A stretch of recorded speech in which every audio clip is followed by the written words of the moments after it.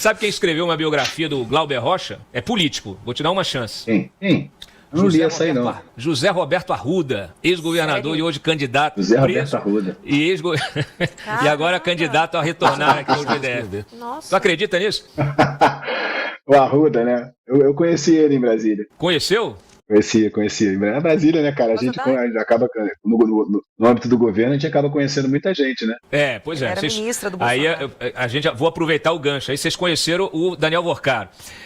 Me fala, cara, eu quero ouvir você, porque você é o produtor executivo aí desse filme, né, Dark Horse, filme da vida aí do Jair Bolsonaro, né, da campanha ali de 2018, tem a história da facada, etc e tal. E nós tivemos aí essa reportagem do Intercept. Ontem o Flávio deu uma entrevista na Globo News, a gente até passou rapidamente aqui, eu comentei já essa entrevista, mas ainda no debate público está essa história de a produtora soltou uma nota, o contrato ninguém conhece ainda, e eu quero ouvir de você essa história. Eu até trouxe ontem no programa, que a gente conversou naquele dia, na terça, né, que foi, na quarta que foi a reportagem, eu te liguei, você me contou, mas eu quero que você conte essa história que você me contou, de como aconteceu tudo aí, agora para o nosso espectador diretamente, deputado. Sim, Cláudio, você vai ter que me dar um tempinho, tá? Mas eu vou te explicar tudo bem de maneira simples, tá? A ideia de fazer o filme surgiu em 2023, tá? Eu escrevi um argumento de mais ou menos 50 páginas, onde eu imaginava que o Brasil não podia ficar sem um registro da história do presidente. Então me veio a ideia de fazer o documentário que estreou ontem, que é A Colisão dos Destinos, que eu ajudei, né? Um dos produtores também, que é um documento em que mostra as relações pessoais do presidente, com seus irmãos, com seus filhos, né, alguns amigos. É um filme muito bonito também, mas é um documentário. Já foi, assim, um enfrentamento absurdo, né, já sofri todos os tipos de ilações e declarações mentirosas, inclusive tentaram relacionar nos dois filmes envio de emenda meu, né, que a Câmara já respondeu oficialmente que não há nada de errado nas minhas emendas, mas isso continua sendo especulado, né, e o Dark Horse, que seria um ficcional do presidente. Eu, como produtor de muitos anos, já sabia que seria impossível conseguir investimentos para esse filme no Brasil, né, por tudo que a gente vive em termos de perseguição. Então, o que nós fizemos?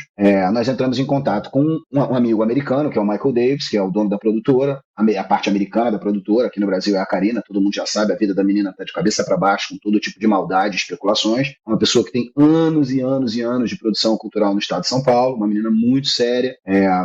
E, chegada a essa conclusão, eu procurei o Michael, conseguimos entrar em contato com o Cyrus Naraste, que é o diretor do filme, e o filho dele, que é o roteirista do filme, né, baseado no meu argumento. E nós começamos essa tratativa absolutamente um sonho, né? Ninguém jamais acreditou nesse filme, né? Acho que isso foi uma dádiva de Deus na minha vida, ter imaginado que a gente podia fazer esse filme. Eu nunca pensei em outro ator que não fosse o Jim Caviezel, né? Mais uma dessas coisas que Deus explica. Eu sempre imaginei que o Jim Caviezel era o cara certo, não só por parecer fisicamente com o presidente Bolsonaro, mas por ser um grande ator e um cara que é fora da bolha woke, né? Porque não pense você que isso é um efeito somente no Brasil, né? Onde a esquerda domina o cinema. Não, é no mundo, é na América Latina, é nos Estados Unidos. A indústria cinematográfica dominou o cinema. Essa, inclusive, foi uma das minhas brigas, né? Muita gente dizia que eu era contra os artistas. Eu nunca fui contra artista, nem contra a arte, muito pelo contrário. A única coisa que a gente era contra era o monopólio, né? Era fazer com que os recursos que são do brasileiro chegassem única e exclusivamente para as mesmas produtoras de sempre, os mesmos produtos de sempre, a mesma temática. A gente não tivesse a chance de que qualquer brasileiro que quisesse fazer cinema, ou teatro, ou qualquer evento, tivesse que atender a cartilha. E é isso que se faz. Veja, nós combatemos a falta de prestação de contas no meu mandato como ministro. Foram 13 bilhões naquela época. E agora você está vendo o ministro do TCU, o ministro Nardes, exigindo prestação de conta de 20 bilhões. Quer dizer, a gente nunca foi contra os artistas. A gente sempre foi contra. A gente sempre foi a favor da transparência e do investimento plural em todas as manifestações artísticas brasileiras, não somente aos amigos do rei, como sempre foi feito. Diante desse quadro todo, eu, produtor, já produzi produtos de viagem, games para TV, teatro, ou seja, eu fui uma pessoa pessoa que nunca fiquei somente na profissão de ator. Aquilo nunca foi exatamente o meu sonho. O meu sonho sempre foi fazer coisas que eu acreditava e que eu achava necessárias para o público. Então você tem aí um processo viciado de muitos anos de Rouanet, em que emburreceu a cultura brasileira. Por quê? Porque antigamente, isso foi dito até por um grande autor e diretor de teatro e um ator, não vou aqui falar o nome dele, mas ele sempre disse isso. O grande problema da Rouanet é que ele emburreceu a produção cultural brasileira. Porque antigamente, um cara queria estrear uma peça, eles passavam 2, 3 anos ruminando essa peça, melhorando o texto, fazendo um processo que a gente chama de processo de mesa, onde você convida atores para fazer a leitura, para saber se o texto tá palatável, está de acordo com a opinião pública, enfim. E a Rouanet, bastava um argumento, um bom amigo numa empresa, uma entradinha com os amigos do rei, e já estava a sua peça no ar. Independente se ela é boa ou ruim. Isso aconteceu no cinema. Esses filmes recém-lançados brasileiros não têm resultados positivos de público, não tem um público em massa indo assistir esse filme. Mas eles não estão nem aí para isso, porque o recurso está garantido para eles. Então, se eles não precisam se preocupar com o que eles estão fazendo, por que eles vão contar uma história interessante? Por que eles vão, de alguma maneira, incentivar as pessoas a fazerem uma cultura de qualidade? Porque a maioria do público não assiste, não quer saber. O cara vai para o Oscar porque ele tem contatos nos Estados Unidos, porque eles pagam essa participação, mas eles não têm público no Brasil. O público não se interessa por esses filmes. Então fica lá glorificando o ator tal, o diretor tal, porque os caras têm poder financeiro para continuar fazendo isso pelo resto da vida. Então, baseado nisso tudo e na minha experiência como produtor, o que nós buscamos? Eu imediatamente entendi. Eu preciso de uma grande estrela de Hollywood, de um grande diretor que tenha a habilidade de contar uma história. Então esse filme ele não é um filme político, não. Ele vai contar a história do presidente Bolsonaro durante o período das eleições de 2018, que é um ponto crucial para o brasileiro. A facada, né? Toda a situação dele ser um azarão, né? Por isso o filme chama-se Dark Horse, que em inglês é o azarão, né? Aquele cavalo que não tem chance de ganhar nada, mas ganha um Grand Prix, tá? Então, qual é o processo que se faz? Você estrutura com o diretor, constrói um texto e vai para o mercado prospectar. Aí eu vou te explicar como funciona toda a estrutura jurídica, financeira do filme. Por que um fundo de private equity? Porque é dinheiro privado de pessoas que querem se manter no anonimato.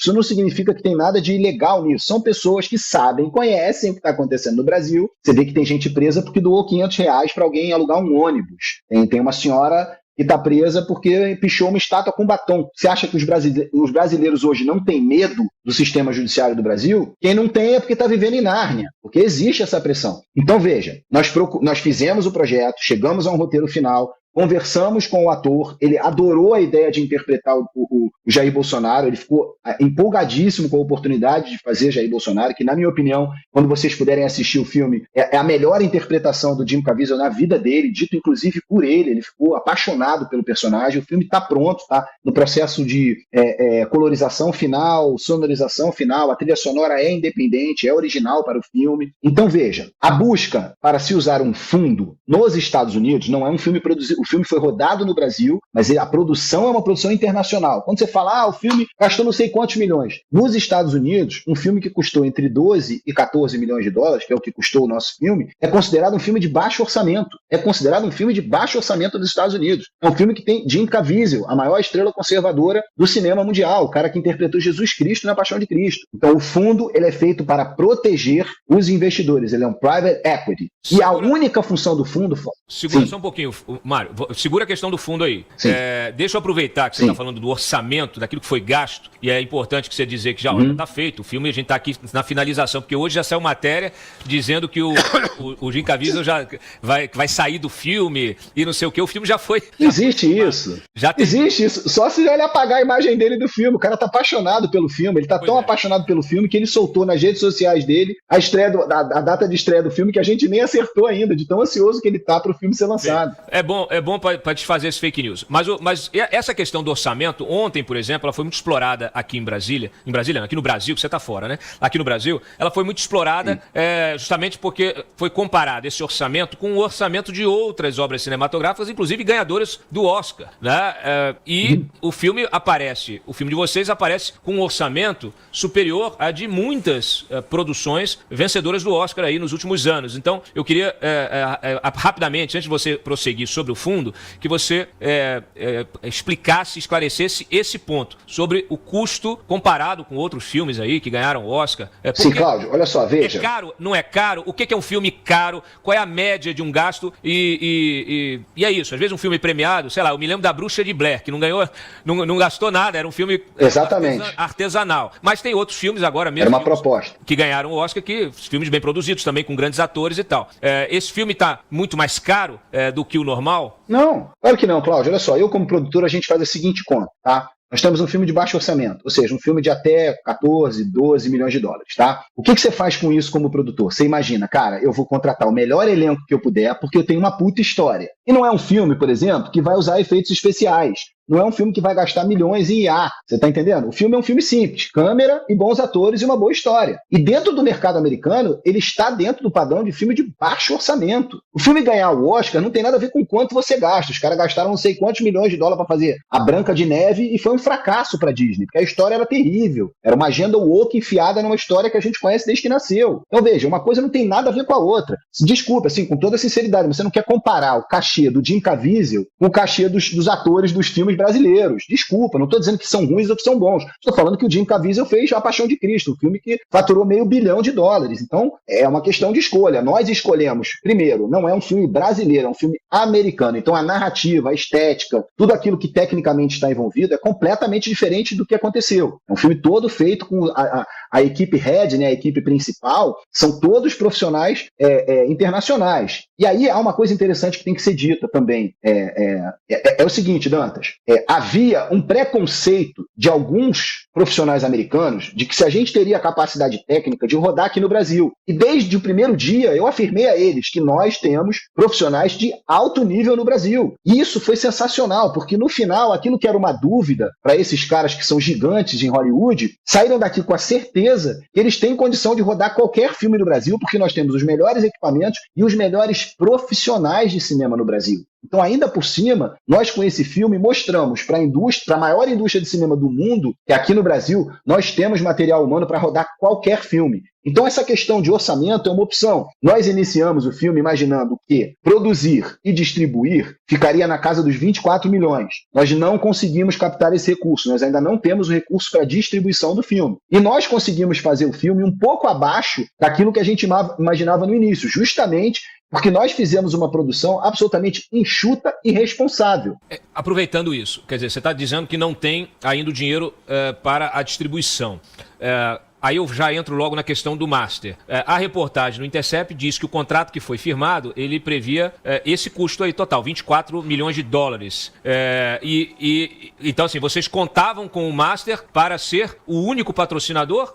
Porque me parece que vamos deixar claro da previsão de sim, mas vamos deixar claro uma coisa para não ter confusão, Cláudio. Presta bem atenção. Nós saímos para a prospecção de um material. Uma das pessoas prospectadas nessa questão foi o Daniel Vorcaro, ok? Não há nenhum recurso no CPF dele e nem do Banco Master nesse filme. A empresa, o jurídico que investiu no filme é a Enter, tá? Então, ou seja, um contato foi feito e essas pessoas com quem a gente fez o primeiro contato fizeram contato com outras pessoas, tá? CNPJ, o dinheiro saiu do CNPJ da Enter. Da Enter, exatamente. Isso, exatamente. Entrepay, que é a empresa do mineiro. Exatamente. Exatamente. Ou seja, quando eu digo que não tem dinheiro do Vorcaro, é porque não tem o CPF dele na produção. Eu não posso mentir. Eu não posso inventar que ele colocou dinheiro no filme. Ele foi a pessoa com que o Thiago Miranda nos trouxe, conversamos com o Flávio pela primeira vez e pouquíssimo, acho que mais umas 2 ou 3 vezes falamos com ele, por telefone, eu, né? E o que está tentando se vincular, veja, tudo isso aconteceu no ano de 2024. Toda a captação do filme se deu no ano de 2024. Não havia escândalo nenhum. Até então, Daniel Vorcaro era um sucesso para todas as áreas. Era festejado, era premiado, investiu em programas da Globo, investiu no programa do Luciano Huck 160 milhões de reais. Então, naquela época, que ninguém sabia que o cara estava envolvido em alguns esquemas, podia, ok, então todo mundo na Globo é santo. O cara investiu na Fórmula 1, o cara investiu em uma série de eventos com presença de ministros e tudo mais. A gente não tinha como saber até então. Para nós, era uma pessoa que tinha potencial de investimento. Até ele, quando conversamos, disse, a melhor estrutura é a que vocês criaram de fundo, porque pelo menos ninguém vai vir encher o meu saco, entendeu? Só que não é ele que investe no CNPJ do filme no fundo do filme. É a Enter que investiu. Então veja, para que serve o fundo, Cláudio? O fundo é um private equity, ou seja, são pessoas que fazem investimento privado e querem sigilo e que querem proteção jurídica e que tem o fundo ele tem o objetivo único e exclusivo de investimento no filme. Não existe pelo amor de Deus, como as pessoas gostam de especular e mentir somente para atacar politicamente o Eduardo e atacar o Flávio. Não existe, na razão do fundo, nenhuma possibilidade do fundo dar um dinheiro para um CPF. Não, funciona da seguinte maneira. O fundo recebe o recurso para investimento no filme, essa é a destinação do recurso, a produtora é contratada pelo filme para prestar esse serviço e a produtora trabalha da seguinte forma: olha, o ator tal quer tantos mil, aí a gente aceita a proposta, negocia, manda para aprovação do fundo, o fundo manda para a produtora e a produtora celebra o acordo. Então, o fundo não pode mandar dinheiro para o Eduardo, o fundo não pode mandar dinheiro para o Flávio. Vocês estão entendendo que esse fundo, por ser um private equity nos Estados Unidos, ele responde a todos os órgãos de fiscalização americano. Não é zona, não é Brasil, porra, que alguém pode dar um golpe. Não, o cara vai preso. Só deixa eu voltar nessa questão. Houve um contrato com a Entrepay, esse contrato ele é feito pelo fundo com a Entrepay, e esse contrato, Sim. O valor desse contrato é aquele valor que foi publicado pelo Intercept. A gente está falando de um contrato de 24 milhões de dólares, dos quais só... Não é. No pagamento não tem nada a ver com 24 milhões. Pronto. Isso aí seria... Os 24 milhões seriam o nosso plano perfeito. Temos o dinheiro para produzir o filme e para distribuir o filme. É óbvio que as coisas não saíram... Custo total, contando com a distribuição, que você vai gastar aí para distribuir mais uns 10 milhões, tá? E a gente não tem, a gente está na...